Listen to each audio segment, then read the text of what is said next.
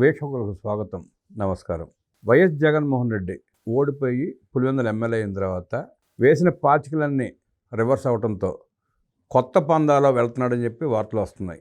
ఏ పందాలు వెళ్ళబోతున్నాడు, జగన్మోహన్ రెడ్డి చేయబోయే రాజకీయ వికృత క్రీడలు ఎలా ఉండబోతున్నాయి, వాటి పరివాసనాలు ఎలా ఉంటాయి అడిగి తెలిసిన ప్రయత్నం చేద్దాం. వివరించడానికి మనతో కూడా ఉన్నారు సీనియర్ జర్నలిస్ట్ దుర్గా కుమార్ గారు. వారిని అడిగి జగన్మోహన్ రెడ్డి వ్యవహార శైలి, వెళ్ళబోతున్న కొత్త పందాలు తెలుసుకునే ప్రయత్నం చేద్దాం. సార్ నమస్తే. నమస్తే బ్రహ్మంగారు, మన వీక్షకులకు కూడా. సార్, జగన్మోహన్ రెడ్డి మన ఎన్నికల్లో ఓడిపోయిన తర్వాత చాలా ప్రయత్నాలు చేశాడు, అన్నీ రివర్స్ అయ్యి బూమరాంగ్ తనకే చుట్టుకున్నాయి. ఇప్పుడు కొత్త పందాలో వెళ్తున్నారని చెప్పి ప్రచారం జరుగుతూ ఉంది. ఆ కొత్త పందా ఏంటంటారు? ఆ పందా వల్ల ఎవరికి ఇబ్బంది కలిగే అవకాశం ఉందంటారు? ఇప్పుడు నేను ఒక బురదగుంటలో పడ్డా అనుకోండి, నా బట్టలు బురదైపోయింది, నేనేం చేస్తాను? ఇప్పుడు మీరు బాగున్నారు, మిమ్మల్ని ఏం చేయాలా? మీ బురద నాకు అంటించాలి. అది వెరీ సింపుల్. దానికి పెద్ద రాజకీయం అక్కర్లా. ఒక నీచ మనస్తత్వం ఉంటే చాలు. ఇప్పుడు మనం పడితే పడ్డాము, ఇతరులకి పుయ్యకూడదనే జ్ఞానం ఉంటేనేమో అది వేరే, వాళ్ళు సంస్కారవంతులు. కానీ మనం పడ్డాం కాబట్టి అవతలాలను కూడా దీంట్లోకి లాగాల్సిందే అనేది కుసంస్కారం. ఇవాళ రాజకీయాల్లో జరుగుతున్నది అదే. ఇప్పుడు జగన్మోహన్ రెడ్డి గారు అన్నాడు, జగన్మోహన్ రెడ్డి గారి పరపతి అనేది పూర్తిగా మట్టి కలిసిపోయింది. అనేక విధాలుగా కలిసిపోయింది. రాజకీయంగా కలిసిపోయింది, వ్యక్తిగతంగా కలిసిపోయింది, కుటుంబ పరంగా కలిసిపోయింది. ఆర్థిక అంశాల్లో ఇతను ఎంత నీచంగా ప్రవర్తిస్తాడో జనాలకి గతంలో కన్నా ఇంకా ఇప్పుడు ఎక్కువ అర్థమైంది. ఎందుకంటే కుటుంబాల్లో ఉన్న వ్యక్తుల రక్తాన్ని లిక్కర్ రూపంలో పీల్చేశాడని సొంత చెల్లెలు కూడా చెప్పింది, సొంత అనుయాయులు విజయసాయి రెడ్డి చెప్పాడు, తర్వాత ఉండవల్లి అరుణ్ కుమార్ లాంటి వాళ్ళు చెప్పారు, ఆయన సీనియర్ మంత్రులు చెప్పారు. దాని మూలన మేము ఓడిపోయాను అంటే తను డబ్బు ఇట్లాంటి వాటి కోసం ఎటువంటి నీచమైనా చేస్తాడనేది ప్రజలకు అర్థమైంది. కానీ తెలుగుదేశం వాళ్ళు 2019-24 మధ్యలో అధికారంలో లేకపోయినా అంతకుముందు కూడా కొన్ని ఓటములు సవి చూసినా విలువలతో కలిగిన రాజకీయాలు చేసుకుంటూ వచ్చినాయి. అంటే 1983 నుంచి రాజకీయాల్లో 82లో వచ్చిన కుటుంబాలు ఇవాళ కూడా కొనసాగుతున్నాయి. అంటే వాళ్ళు ఆ నియోజకవర్గాల్లో, ఆ జిల్లాల్లో వాళ్ళ కుటుంబ విలువల్ని, వాళ్ళ వ్యక్తిగత విలువల్ని, రాజకీయ విలువల్ని కాపాడుకుంటూ వస్తున్నారు. దాని మూలన పెట్టని కోటల్లాగా ఉండిపోయింది తెలుగుదేశం ఇమేజ్. ఈయన ఇమేజ్ దెబ్బతింటం మూలన పేరుని నాని కూడా ఏం చెప్పాడు, ఫస్ట్ అయ్యా మీరు పార్టీ సంగతి తర్వాత మీ కుటుంబ వ్యవహారాలు సర్దుపెట్టుకోండి, అది ముందు ముఖ్యం. రోడ్డుకి ఎక్కారు, అది సర్దుకోకుండా మనం పార్టీని పటిష్టం చేయలేము, ప్రజల్లో మన ఇమేజ్ పెంచుకోలేము అని కూడా చెప్పాడు. అయినా కూడా జగన్మోహన్ రెడ్డి గారు డబ్బులతో రాజీ పడే అంశాలు ఎక్కడ కూడా ఆయన ఒప్పుకునే పరిస్థితి లేదు.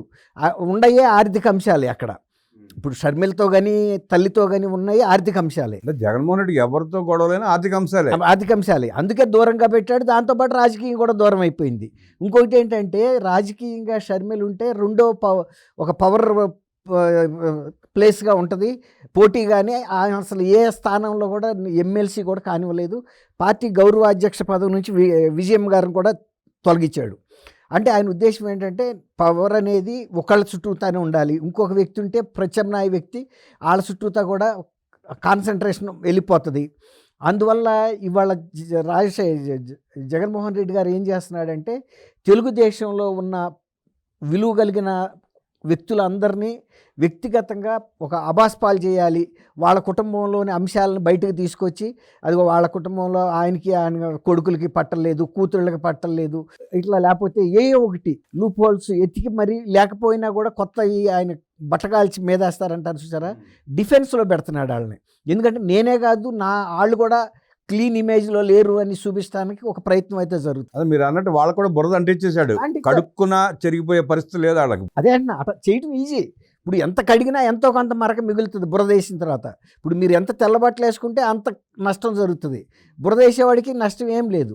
ఇప్పుడు అట్లాగే సొంత బాబాయిని చంపిన తర్వాత కూడా అసలు వాళ్ళ కుటుంబం అంటేనే కూడా చాలామంది ప్రజలకి రోత కూడా కలిగింది. అసలు సొంత కుటుంబీకుల్ని ఈ విధమైన కుట్రతో, అంటే 40 కోట్లు సుపారీ ఇచ్చి మరి కూడా చంపుతారా అని, ఇట్లాంటి ఇమేజ్ నుంచి బయటపడటం కోసం తను రకరకాలుగా చేస్తున్నాడు. ఇక 151 స్థానాలు ఇచ్చిన ప్రజలు 11 స్థానాలు ఇచ్చారంటే ప్రజల్లో ఎంత రోత పుట్టిపోయాడు అనేది అర్థమవుతుంది. ఆ తర్వాత ఏమన్నా ఈయన వ్యక్తిగత ప్రవర్తన బాగుందా, ఏ రంగాలు ప్రజల పట్ల ఏమన్నా ఆత్మీయతగా ఉంటున్నాడా అంటే, ప్రజలను వదిలిపెట్టేయండి, సొంత కార్యకర్తలు కూడా ఆయన ఆదరించే పరిస్థితిలో లేడు, సొంత నాయకులు కూడా ఆదరించట్లేదు, దగ్గరికి కూడా రానట్లేదు. ఇప్పుడు ఆయన విజయసాయి రెడ్డి వెళ్ళిపోయిన కారణం కూడా అదే.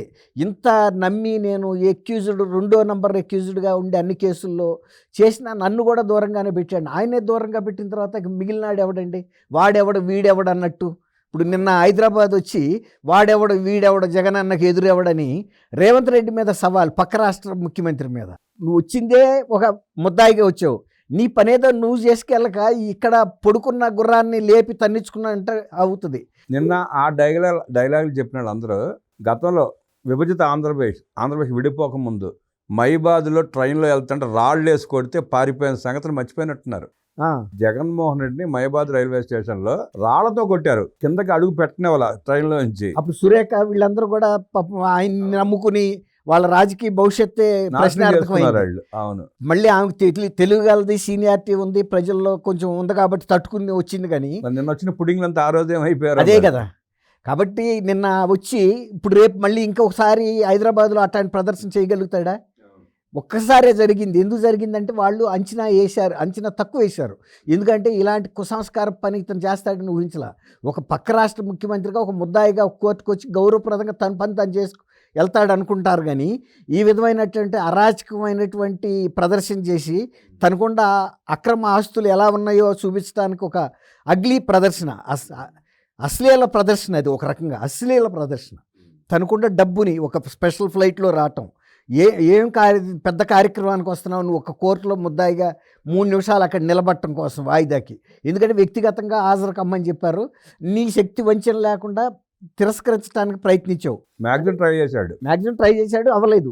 అంటే ఏమనుకున్నాడంటే ఈ న్యాయ వ్యవస్థ కానీ రాజ్యాంగం కానీ రాజ్యాంగ వ్యవస్థలు కానీ నాకుండా ఆస్తి ముందు నాకుండా అధికారం. నేను ఒకప్పుడు 2019లో 151 స్థానాలు గెలిచిన వ్యక్తిని కాబట్టి ఒక 30 ఏళ్ల పాటు 2-3 స్థానాలు అటో ఇట్లో గెలుస్తానే తప్ప నాకు ఎదురు ఏముంది అనుకున్నాడు. ఇప్పుడు కూడా అదే విలువ ఇవ్వండి అంటాడు. ఆ 151 స్థానాలు ఒకప్పుడు నేను గెలిచా కదా, అలాగే ఆ ముఖ్యమంత్రి హోదాలో నన్ను చూడండి, చట్టాలు న్యాయస్థానాలు రాజ్యాంగ వ్యవస్థలో నాకు పట్టవు, నన్ను ఆపకూడదనేది ఆయన ఉద్దేశం.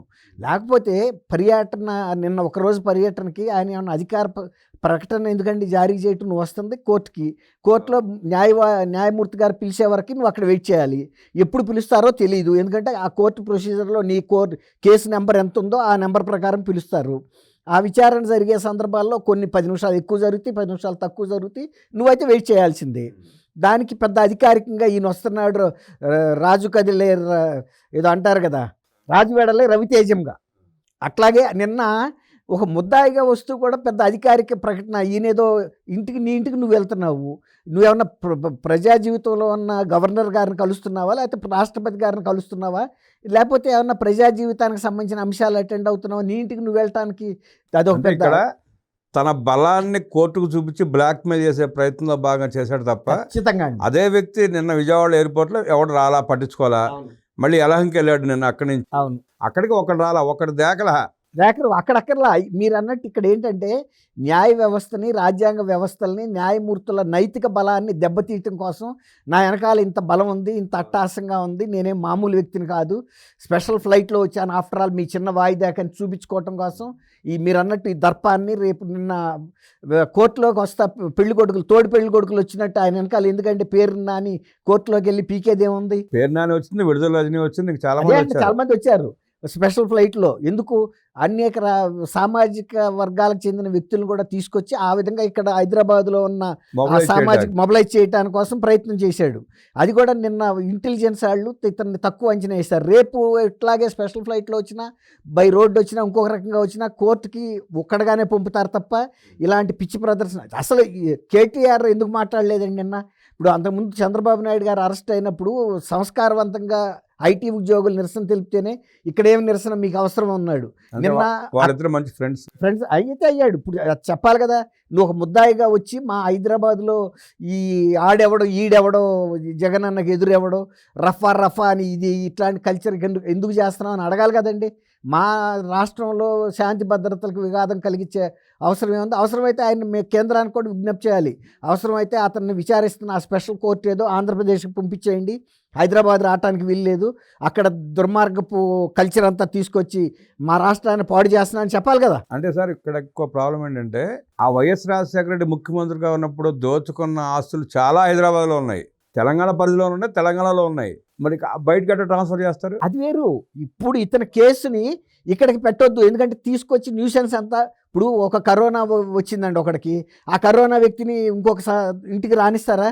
అట్లాగే ఇప్పుడు ఇతను ఈ బ్యాడ్ కల్చర్ని తీసుకొచ్చి ఇక్కడ పోస్తున్నాడు కాబట్టి ఈ కోర్టుని అక్కడ పంపించేయండి. అతను వచ్చి నిన్న అసలు అడగాలి. ఇతను అంతకుముందు చంద్రబాబు నాయుడు గారి విషయంలో మాట్లాడిన వ్యక్తి వాళ్ళు ఎందుకు సైలెంట్ అయ్యాడు? తర్వాత వాళ్ళ ఫ్లెక్సీలో కూడా కేటీఆర్ బొమ్మ పెట్టారు. అంటే ఒక రకంగా వాళ్ళు ఇక్కడ తెలంగాణ ప్రభుత్వాన్ని కూడా సవాల్ చేస్తున్నారు. ఒక రాజకీయ క్రమశిక్షణ కలిగిన కేటీఆర్ లాంటి వ్యక్తిని కూడా మౌనంగా వహించే విధంగా వాళ్ళ కటౌట్ పెడతారు. ఆయన ఫోటోలు వాడారు. అయినా సరే కేటీఆర్ మెత్తబడకూడదు. తప్పుని తప్పే. ఆ రోజు నేను చంద్రబాబు నాయుడు గారు అరెస్ట్ అప్పుడు ఇక్కడ వద్దని చెప్పాం. అట్లాగే కేటీఆర్ ఫ్లెక్సీ పెట్టారంటే కేటీఆర్ కూడా మనుషులను పంపించుంటాడు, బహుశా పంపించుండొచ్చు తన పార్టీ కార్యకర్త. ఇప్పుడు నిన్న ఇది అశ్లీలమైనటువంటి ప్రదర్శన వికారంగా ఉంది. అది చూస్తేనే డబ్బు ఖర్చు పెట్టి రకరకాల మొబిలైజ్ చేసి కోర్టుకి వెళ్తున్నావు. నువ్వు ఎక్కడికి వెళ్తున్నావు? ఏమన్నా పెద్ద రాజ్య కార్యక్రమానికి వెళ్తున్నావా, ప్రజా కార్యక్రమానికి వెళ్తున్నావా, లేకపోతే ఏమన్నా ప్రజా ఉద్యమానికి వెళ్తున్నావా? కోర్టుకు కూడా ప్రజా పోరాటాలు చేసి వెళ్ళా, దొంగతనం చేసి వెళ్ళాడు. 45,000 కోట్ల రూపాయల డబ్బులు సీజ్ అయ్యి జప్తులో ఉండి ఈడీ సీజ్ చేసింది 40,000 కోట్లు. మార్కెట్ వాల్యూ 1,00,000 కోట్ల పైన ఉంటుంది. ఆ కేసుల గురించి ఒక 20 కేసులు నీ మీద ఉంటే 2 పదుల కేసులు, అవన్నీ కూడా జాతీయ స్థాయి నేరాలకు సంబంధించిన కేసులు. నిన్న నువ్వు అంత ఊరేగింపుగా వచ్చి ఇక్కడ హైదరాబాద్లో ఏ వ్యవస్థలని, ఒక రకంగా పోలీస్ వ్యవస్థకు సవాల్ ఇచ్చినాడు, ఒక ప్రభుత్వానికి సవాల్ ఇచ్చినాడు, ఒక న్యాయ వ్యవస్థకు సవాల్ ఇచ్చినాడు, ఇక్కడ ప్రజా వివేకాన్ని కూడా ప్రశ్నించాడు. నువ్వు ఈ హైదరాబాద్లో ఎవరు మానాళ్ళు వాళ్ళ పనులకి వాళ్ళు వెళ్తున్నారు. అనేక మంది నిన్న కోర్టు కేసులకి నీలాగా వెళ్ళిన వాళ్ళు అనేక మంది ఉన్నారు. అక్కడ ఇన్సిడెంట్ గమ్మత్తుగా చూసారా? కొంతమంది ఇట్లాగే డబ్బులు ఇచ్చి తీసుకొచ్చిన వాళ్ళకి 40 కోట్లు వేసి లాయర్లు అని భ్రమ కల్పించేలాగా వాళ్ళు జగన్మోహన్ రెడ్డి ఫోటోలు తీసేలాగా బిల్డప్. మళ్ళీ ఇంకోటి అండి, కోర్టు హాల్లోనూ ప్రజా చట్టసభల్లోనూ కొన్ని మర్యాదలు పాటించాలి. నువ్వు ఎక్కడ పాటించినా పాటిపోయినా ఇవి రాజ్యాంగ వ్యవస్థల్లో మూల స్తంభాలు. ఆ న్యాయ కోర్టు ముందు నువ్వు వాళ్ళు వచ్చి ఫ్లెక్సీ దిగుతుంటే సెల్ఫీలు సున్నితంగా తిరస్కరించాలి. అది తప్పు అనేది నీకు తెలియాలి. నువ్వు ఒక మాజీ ముఖ్యమంత్రి అయి ఉండి నువ్వేమన్నా వింత జీవి నీతో సెల్ఫీలు దిగటానికి? వింత జీవి మరి అదే అంటున్నా. ఇప్పుడు ప్రజల కర్మకాలి అంటే ఒక జాతీయ స్థాయి నిందితుడుగా ఒక పేరుంది, కానీ అది అదేంట ఒక జాతీయ స్థాయి నిందితుడు కాబట్టి ఫ్యూచర్లో రిఫరెన్స్ కోసం తీసుకుంటున్నట్టుగా ఉంది. అక్కడ ఒక ఎగ్జిబిషన్లో పులి ఉందో సింహం ఉందో వెళ్ళి పక్కన దిగుతారు చూసారా సెల్ఫీ బోనుల్లో ఉంటే. అట్లాగే నువ్వు కూడా రేపు ఇంత పెద్ద నేరస్తుడితో ఫోటోలు దిగాడని చూపించుకోవటానికి తప్ప ఎందుకు పనికి వస్తుందండి? ప్రజాభిమానాన్ని కోల్పోయావు. ఇతర పార్టీల్లో ప్రజాభిమానం ఉన్న నాయకుల్ని భ్రష్టు పట్టించే ప్రయత్నం చేస్తున్నావు. తర్వాత అక్కడ అరాచకం సృష్టించావు ఆంధ్రప్రదేశ్లో. ప్రజలు కూడా నీకు కూడా అంత చెప్పారు. ఇక్కడ తెలంగాణ రాష్ట్రంలో కూడా అటువంటి సంస్కృతిని తీసుకురావటం కోసం నీ అరాచక శక్తులన్నింటినీ నిన్న కూడగట్టావు. సార్, జగన్మోహన్ రెడ్డి మాటలు ఆ పార్టీలోనే వినే పరిస్థితి లేదు, నిలబడే పరిస్థితి లేదు. చాలా మంది నాయకులు వెళ్ళిపోతున్నారు, సర్దుకుంటున్నారు ఎవరికాళ్ళు. జగన్మోహన్ రెడ్డి దుర్మార్గాలు చూసినాక ఎవరైనా చేసేది అదే. అలాంటి జగన్మోహన్ రెడ్డి అధికార పార్టీలో ఉన్న వ్యక్తులను టార్గెట్ చేస్తే వీళ్ళు లొంగే పరిస్థితి ఉంటుందా? ఏమండి, ఏమన్నా ఇప్పుడు మనం బురదలో పడితే మనకి ఎవడో బురద వేస్తే అది మన మీద ఆగుతుందా అండి? మనంతా వ్యక్తిగతంగా దిగి బురదలో ఇప్పుడు ఒక పంది ఉంటుందండి, అది దానంతటా అది స్వభావం దాంట్లో దిగుతుంది. అది మనం పక్కన వెళ్తున్నప్పుడు తోకబెట్టి ఇసిరింది అనుకోండి, మనం ఆ స్థాయికి దిగజారుతామా? మనం కడుక్కుంటాం, అంతే నష్టం. అంతే తప్ప స్వాభావికంగా ఉండే నష్టం వేరు, ఆ గుణం వేరు. ఆ స్వాభావికంగా వస్తా చూసారా, అది వేరు. కానీ అట్లాంటి స్వభావం కలిగిన వాళ్ళు ఇతరుల మీద వేసే నిందల్ని అది బట్టకాల్చి మీద వేస్తే నా మీద ఎందుకు నిలుస్తుందండి, నేను దులిపేసుకుంటా. అయితే నా ఏలు కాలొచ్చు, అంతకుమించి జరిగేదే ఉండదు. అంతే, ఇది కూడా అంతే. తన పార్టీ నాయకులు తప్పుకుంటున్నారు, ఎదుటి పార్టీ వాళ్ళ మీద వల వేసినా పడే పరిస్థితి లేదు. అసలు ఇంట్లో తల్లి చెల్లిని కొట్టి ఆస్తులు లాక్కున్న వ్యక్తిని దగ్గర రానిచ్చే పరిస్థితి ఉంటుందా? అసలు రాజకీయ మనుగడ సాగించే అవకాశం ఉంటుందంటారా? ఏమండి, మన సమాజం నేను ఇతర దేశాల గురించి చెప్పను, మన సమాజం మరీ ముఖ్యంగా రాయలసీమ సమాజం కూడా అనుకుందాం.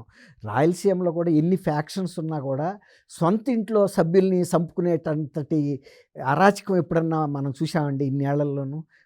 వ్యతిరేకుల మీదకి వెళ్ళొచ్చు వాళ్ళు. అట్లాగే సొంత తల్లిదండ్రులకి ఆస్తులు తల్లికి చెల్లికి ఇవ్వకుండా కొట్టేస్తే ఎవరన్నా క్షమిస్తారా అండి?